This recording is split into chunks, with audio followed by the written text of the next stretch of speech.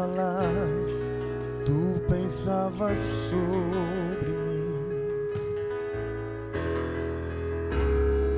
Tu tens sido tão, tão bom pra mim. Antes de eu respirar, sopraste tua vida em mim. Tu tens sido tão, tão bom pra mim.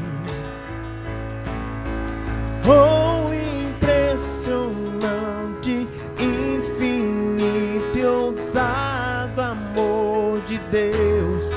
Oh, que deixa as 99 só pra me encontrar.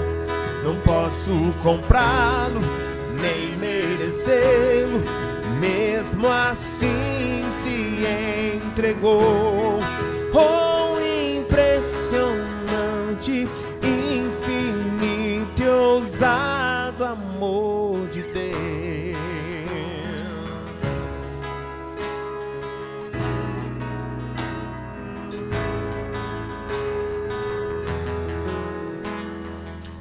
Inimigo eu fui, mas teu amor lutou por mim. Tu tens sido tão, tão bom pra mim. Não tinhas valor, mas tudo pagou por mim.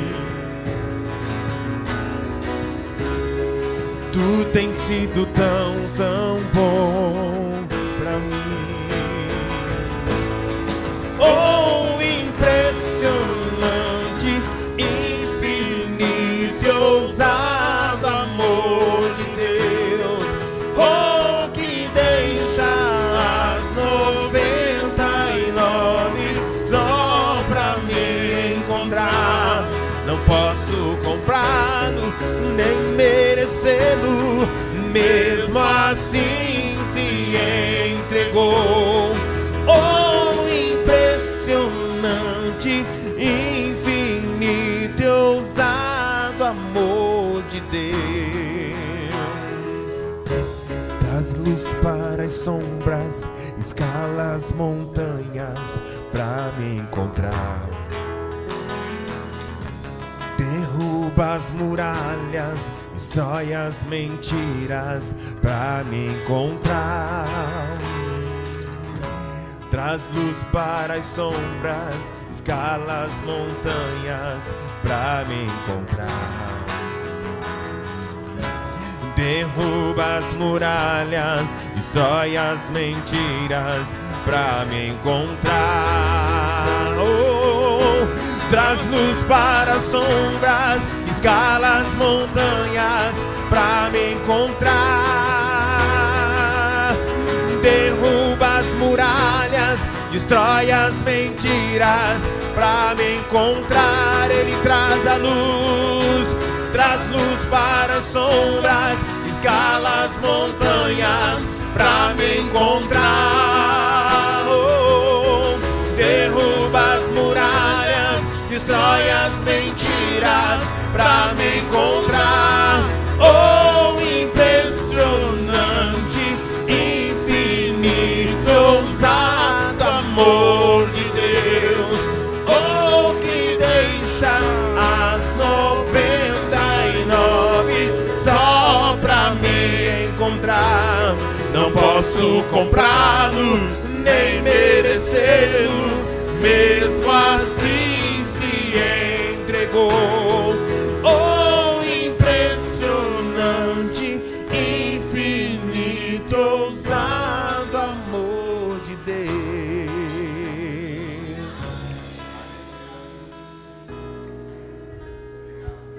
Aleluia.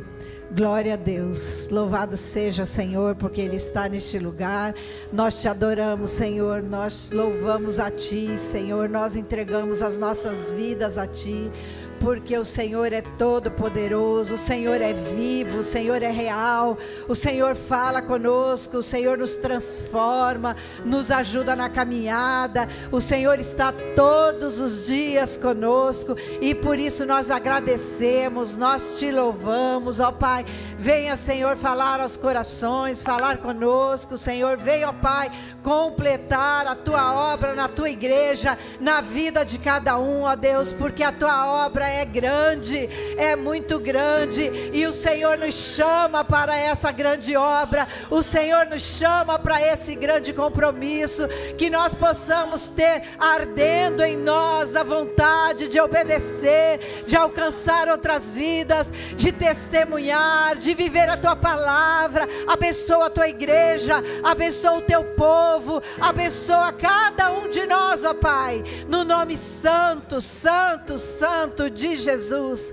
Aleluia, glória a Deus. Podeis assentar, irmãos. Louvado seja nosso Senhor Jesus Cristo. Eu quero trazer uma palavra hoje para os irmãos aqui, e eu achei interessante que o pastor Juan postou ali algumas coisas no grupo, e ele postou um pedaço ali sobre Romanos capítulo 12, e naquele momento que eu abri ali a mensagem, eu estava justamente meditando neste capítulo, estava justamente pensando aqui, fazendo algumas anotações. Eu falei, é isso então, irmão, Senhor, é isso que o Senhor tem para falar na minha vida. Romanos capítulo 12, o livro de Romanos, ele é considerado um livro evangelístico, um livro que toca aos nossos corações, que nos ensina. A gente vê desde o início ali, desde o início do livro, da carta de Paulo aos Romanos, até o versículo 8, mais ou menos, ele vem falando quem nós somos, a nossa identidade. E vai falando também sobre o pecado universal. O mundo, todos pecaram, nenhum de nós fica sem pecar. Todos nós carecemos da glória de Deus, todos nós precisamos do amor do Senhor, todos nós. E a partir do do capítulo 9, ele vai falando, ele vai nos ensinando a como viver segundo a vontade de Deus, porque ele nos restaura, ele nos transforma, ele nos dá conhecimento, ele nos dá dons, ele nos dá talentos, para que nós possamos usar na sua obra. Então, nós vamos comentando aqui algumas coisas. Ele começa o capítulo 12, no primeiro versículo, falando: rogo-vos, pois, irmãos, pela compaixão de Deus, que apresenteis o vosso corpo em sacrifício vivo, agradável a Deus, que é o vosso culto racional. Ele implora, ele toca os nossos corações, ele roga, ele implora pela compaixão. Irmãos, eu vejo ali o coração de Paulo, escrevendo essa carta ali aos Romanos, quanto amor, quanta ansiedade ali de ver aquele povo caminhando na vontade de Deus, caminhando no amor de Jesus Cristo. E ele vai nos ensinando, primeiro, a nos separar do pecado, a nos separar de tudo que não agrada a Deus. E quando ele fala em sacrifício vivo, esse povo aqui, irmãos, estavam acostumados a sacrificar, ao sacrifício de animais. Eles estavam acostumados a isso, desde ali do começo da palavra de Deus, eles tinham essa intimidade com esse sacrifício. E Paulo então vem falar para eles que não é este o sacrifício que o Senhor quer um sacrifício vivo, o Senhor quer a nossa vida, o Senhor quer que nós estejamos nos separando para Ele, nos aproximando dEle, tirando aquilo que não agrada ao Senhor da nossa vida, para que nós possamos andar segundo a vontade dEle, segundo a vontade de Deus. E aí a gente pode entender que isso é agradável a Deus. Quando nós obedecemos, quando nós buscamos conhecer mais essa palavra, quando nós buscamos viver essa palavra, e nós vamos ver aqui em todo esse capítulo a importância de quem você é hoje e como você tem que agir. O mundo está te observando, as pessoas, inclusive de dentro da sua casa, estão te observando, e você precisa refletir à luz do Senhor Jesus. O amor de Deus. Versículo 2: não vos conformeis com este mundo, mas transformai-vos pela renovação do vosso entendimento, para que experimenteis qual seja a boa, agradável e perfeita vontade de Deus. Não viva como o mundo vive, não fique igual à forma do mundo. E quando Paulo vai falar aqui em mundo, ele não está falando no espaço geográfico do mundo, ele está falando, irmãos amados, dessa influência maligna que está no mundo, do sistema corrupto, do sistema que vai contra a vontade do Senhor. Esse sistema onde princípios e valores vão contrários a tudo que o Senhor quer. E nós precisamos nos posicionar através do conhecimento dessa palavra, a andarmos em integridade, a andarmos em amor. E eu tenho marcado nessa tecla muito, onde eu falo sobre o amor de Deus, que esse amor que Deus fala não é sentimento. Ele está apaixonado por nós, ele está não, irmãos, Deus nos ama, ele tem um compromisso conosco, ele é fiel. Ele é fiel, ele tem um compromisso com a sua palavra, com aquilo que ele fala aqui. E se você está andando na vontade dessa palavra e na vontade de Deus, ele tem compromisso com a sua vida. É assim, irmãos, tudo na vida é um resultado, é consequência das nossas atitudes, das nossas escolhas, das nossas vontades. E ele continua no versículo 3, porque pela graça que me é dada, digo a cada um dentre vós, que não saiba mais do que venha saber, mas que saiba com temperança, conforme a medida da fé que Deus repartiu a cada um. Ele vai falando aqui de nós não pensarmos que somos melhores que ninguém. Eu acredito que é assim. Sabe, irmãos, às vezes a gente estuda um pouco mais, a gente tem um pouco mais de conhecimento, não quer dizer que nós somos melhores, não. Nós não somos melhores, ninguém é melhor que ninguém. Como o pastor disse aqui, a alma vale mais que o mundo, uma alma vale mais que o mundo. Não é só a nossa, são as almas perdidas, são as almas na nossa casa, são as almas em toda parte. É valioso para o Senhor quer essas almas, o Senhor nos capacita para que a gente busque essas almas. Ele quer isso de nós. Versículo 4, porque assim como um corpo temos muitos membros, nem todos os membros têm a mesma operação. Assim nós, que somos muitos, somos um só corpo em Cristo Jesus, mas individualmente somos membros uns dos outros. Irmãos, quando Paulo usa essa analogia do corpo aqui, essa comparação com o nosso corpo, a gente sabe, porque a gente entende melhor, porque a gente sabe que qualquer membro, por mais que pareça insignificante, quando nos falta, faz falta. Quando nós perdemos, faz falta. E a falta desse membro tão pequeno, que parece que não vai fazer falta, nos atrapalha de andarmos melhor, de vivermos melhor, de fazermos melhor alguma coisa, de nos movimentar melhor. Então, todos os membros são importantes. Todos os membros são chamados, todos os membros recebem capacitação da palavra. A palavra nos capacita, a palavra em nós nos capacita.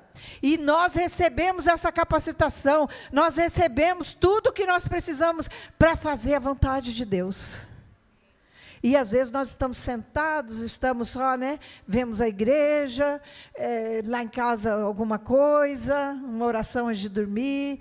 A gente vai vivendo a vida assim, vai achando que é essa aí, que assim é a vida do crente, do cristão. Não, irmãos. O Senhor nos quer para continuar a sua obra, a obra que Jesus Cristo começou. Jesus Cristo veio aqui, ensinou, caminhou, mostrou, fez tudo, venceu a morte, venceu o maior inimigo, por nós, por você, para que hoje você soubesse quem você é nesse reino, soubesse quem você é diante dessa grande obra, para que você não se cale, para que você dê testemunho da sua vida e da vida de Jesus em você.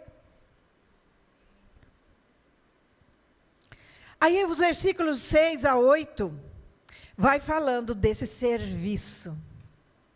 De modo que, tendo diferentes dons, segundo a graça que nos é dada, se é profecia, seja ela segundo a medida de fé. Se é ministério, seja em ministrar. Se é ensinar, haja dedicação ao ensino. E ao que exorta, que encoraja, tá? Exortar, incentivar, encorajar. Ao que exorta, use esses dom em exortar. O que reparte, faça-o liberalmente. O que preside, com cuidado. O que exercita a misericórdia, com alegria. Irmãos, é esse o trabalho da obra de Deus. Você tem um chamado, você tem um dom, algum dom você tem. Você tem um dom de comunicar com as pessoas, de conversar com alguém, de dar um sorriso, de dar um abraço, de falar do amor de Deus. Você tem um dom. E aqui ele está falando que o Espírito Santo de Deus, ele nos capacita com os nossos dons, com aquilo que ele quer usar, e para que a gente possa viver a obra de Deus. Porque, como eu disse, a obra de Deus, ela é muito grande e a gente precisa viver ela, não só de vez em quando, não só quando a gente vai à igreja, não só quando a gente vai num trabalho missionário, quando a gente vai num evento, quando a gente faz alguma coisa. Não, irmãos, é todo dia, todos os dias. É viver sabendo que nós temos uma obra. Todo momento, naquilo que a gente vai falar, naquilo que a gente vai fazer, naquilo que a gente vai decidir, como a gente vai agir em determinadas coisas, porque tudo que nós fizermos deve ser para a honra e glória do Senhor, deve ser com excelência, deve ser com alegria, sem murmurar, sem reclamar. Às vezes a gente tem uma obra para fazer e a gente reclama daquilo. O Senhor não se agrada. Não adianta fazer reclamando que não tem ajuda ou que o outro não está fazendo. Faça a sua. Faça a sua. O Senhor nos vê individualmente. O Senhor olha para nós individualmente, como nós estamos agindo. Então faça você. Claro que é muito bom e nós precisamos de ajuda, nós precisamos caminhar junto, nós precisamos de unidade, nós precisamos. Jesus Cristo orou lá naquele último momento, como eu falei da vez passada, naquele último momento dele aqui ainda na terra antes de ser preso. Ele orou por você e por mim. Quando essa palavra se revelou na minha vida, foi um acendido, eu fiquei acesa com a graça do Senhor, porque eu entendi que Ele orou por mim, lá no capítulo 17, versículo 20 e 21. Ele vai falando que, Pai, eu não rogo apenas por esses que estão aqui, por esses que estão perto de mim, mas eu rogo por aqueles que um dia, através da Tua palavra, hão de crer em mim. Você crê em Jesus Cristo? Jesus Cristo orou por você lá enquanto Ele estava vivo aqui na terra, andando aqui na terra como homem. Ele orou pela sua vida. Nós precisamos pensar nisso com seriedade, não levar na brincadeira de qualquer jeito, porque Ele orou por você. Então faça valer a pena essa oração. Faça valer esse momento de Jesus ali. Faça valer o que Ele pagou lá na cruz por você, pela sua vida. E o versículo 9, que o amor não seja fingido, detestai o mal, apegai-vos ao bem, amai-vos cordialmente uns aos outros com amor fraternal. Esse é o amor de Jesus, de Deus, de Jesus, é o amor que Deus quer nos ensinar, porque nós somos diferentes, nós às vezes pensamos algumas coisas diferentes, às vezes não concordamos assim muito um com o outro ali, às vezes um fala alguma coisa que não, a gente fica chateado, mas o Senhor está mandando amar. E não é sentimento, não estou amando meu irmão ali porque eu estou chateado. Não é sentimento, porque Jesus foi para a cruz com toda a dor, com toda a cuspida, com todo o tapa na cara, com toda a rejeição, com todo o abandono dele ali. Ele foi até o fim para nos salvar. Esse é o amor. É ir até o fim no compromisso que nós temos com o Senhor. É ir até o fim, é não parar porque alguém fez alguma coisa, falou alguma coisa da nossa vida. Nem Jesus agradou todo mundo, nós não vamos agradar. Não sejais vagarosos no cuidado, sejam fervorosos no espírito, servindo ao Senhor. Alegrai-vos na esperança, sede pacientes na tribulação e perseverai na oração.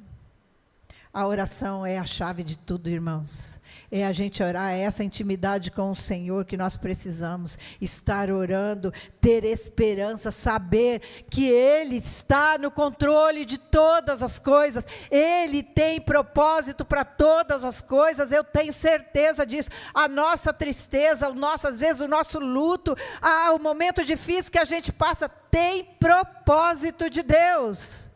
O Senhor tem propósito. E aí eu lembro lá de Marta e Maria e Lázaro, quando Lázaro morre, e quando Marta e Maria avisam Jesus, a intenção delas, o desejo delas, é que Jesus viesse na hora para não deixar Lázaro morrer. Mas Deus tinha um propósito, e Lázaro tinha que morrer, tinha que ficar 4 dias morto, para que o nome do Senhor fosse glorificado. Era o propósito de Deus. E aí eu aprendo 3 coisas nessa passagem, que falou muito também comigo, e me gravaram.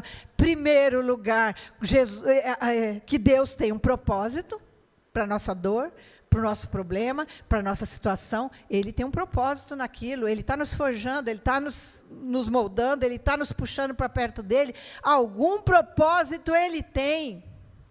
Em segundo lugar, que a pedra do túmulo, Jesus falou para as pessoas, tirai a pedra. Ele não tirou.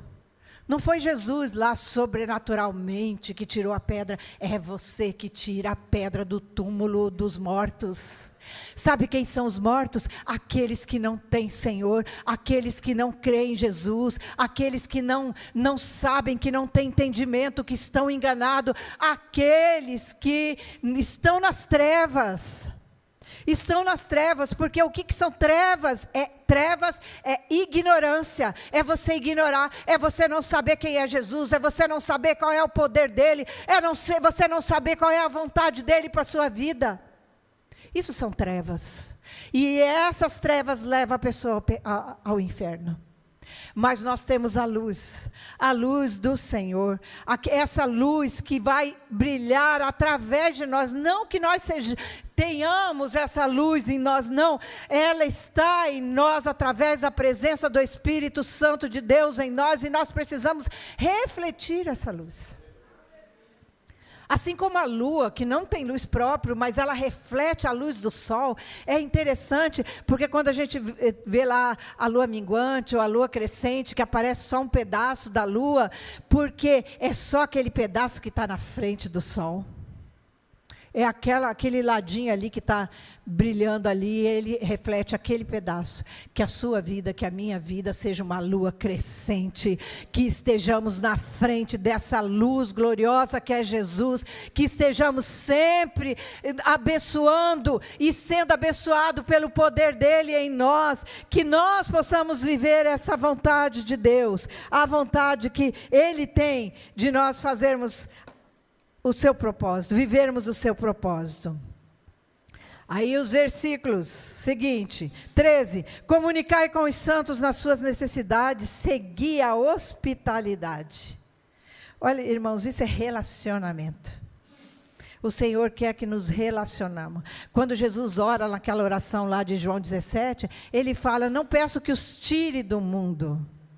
Ele não quer que você saia do mundo, mas Ele quer que você faça diferença no mundo, que você se relacione com as pessoas, com todos, mas mostrando a diferença, para que as pessoas queiram o que você tem, para que as pessoas gostem de ver a sua vida. Não reclame para qualquer um, não fique contando as suas mazelas do mundo para qualquer pessoa, não fique falando dos seus problemas na sua casa, ou na sua vida, ou no seu trabalho. Tem gente que coloca no Face, né? Tem gente que coloca lá, mostra que está passando, que está triste. Gente, não faça isso. Não faça isso. Você é filho, você é daquele que venceu o mundo, que venceu o pecado, que venceu a morte, e Ele te capacita. Você vai passar dor, dificuldade, mas você tem que passar em pé. Para que as pessoas vejam em você. Abençoai aos que vos perseguem, abençoai e não amaldiçoeis. Às vezes uma pessoa faz alguma coisa para a gente, dá uma raiva, que você quer bater, falar, responder, e ele está falando, não faça isso. Não faça isso. Jesus Cristo foi perseguido, irmãos. Ele é o nosso exemplo. Ele é o nosso exemplo. Ele foi perseguido e Ele abençoou, dando vida. Alegrai-vos com os que se alegram, chorai com os que choram. Relacionamento. Sede unânimes entre vós, não ambicioneis coisas altas, mas acomodai-vos às humildes. Não sejais sábios em vós mesmos. Não é você que sabe tudo, não é você que é o bom, não. A ninguém torneis mal por mal, procurai as coisas honestas perante todos os homens. Se for possível, quando estiverem vós, tende paz com todos. Tende paz com todos. Seja um apaziguador, seja uma pessoa que traz uma coisa boa, agradável de estar junto, agradável de estar com você. 19, amados, não vos vingueis a vós mesmos, mas dai lugar à ira, porque está escrito, minha é a vingança. Dai lugar à ira de Deus, a ira é dele. Minha é a vingança, eu recompensarei, diz o Senhor. Fica firme, porque a recompensa do Senhor é muito melhor que qualquer outra recompensa. Portanto, se o teu inimigo tiver fome, dá-lhe de comer, se tiver sede, dá-lhe de beber, porque fazendo isso, amontoarás brasas de fogo sobre a cabeça de quem? Sobre a cabeça de quem? Da pessoa, não é a nossa, não. Se você, quando o seu inimigo estiver dando coisas boas, estiver fazendo coisas ruins para você, você vai dar coisas boas a ele. Porque se você fizer isso, amontoarás brasa de fogo sobre a cabeça dele. Fogo é justiça. Fogo queima. É justiça.